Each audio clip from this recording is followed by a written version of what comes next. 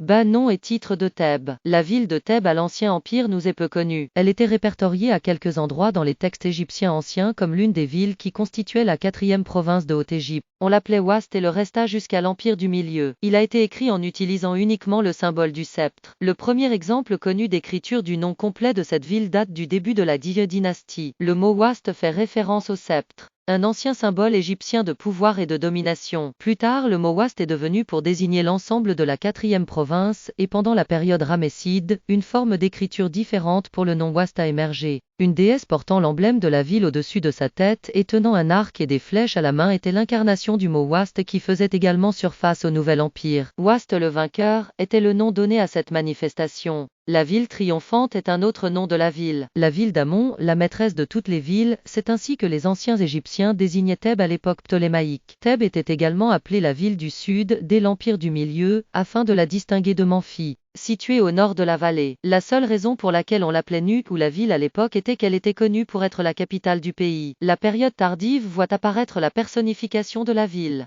Semblable à la façon dont le nom Ouazet existait auparavant dans le Nouvel Empire, le nom Nut a également été déifié. Étant donné que les noms de la déesse du ciel et de la ville Nut sont similaires, cette déification peut avoir eu lieu pour cette raison. Cette incarnation du nom Nut avait la forme d'une hippopotame femelle avec 2 signes hiéroglyphiques sur la tête, l'un représentant la province et l'autre la ville, apparaissant sur l'un des murs du temple Épet à Karnak, qui est situé au sud du temple d'Amon-Re et à l'ouest du temple de Khonsu. Les textes du Nouvel Empire l'appelaient la ville d'Amon. Sous ce nom, elle était également mentionnée dans l'Ancien Testament, et elle était appelée ville en langue copte. Thèbes est également appelée Yunu-Shema depuis l'Empire du Milieu, ce qui signifie la ville méridionale de Gyunu, pour la différencier de la ville septentrionale de Gyunu, qui est la ville d'Un-Shams dans le quartier nord du Caire, de Matareya. Le célèbre nom Thèbes vient des Grecs, qui l'appelaient ainsi parce qu'elle ressemblait à l'une de leurs villes du même nom. Selon Seth, ses origines remontent à l'ancien terme égyptien jamais, qui désigne Médine Abou. Gardinet reconnaît que le mot Ipet n'a presque jamais d'article défini féminin ta,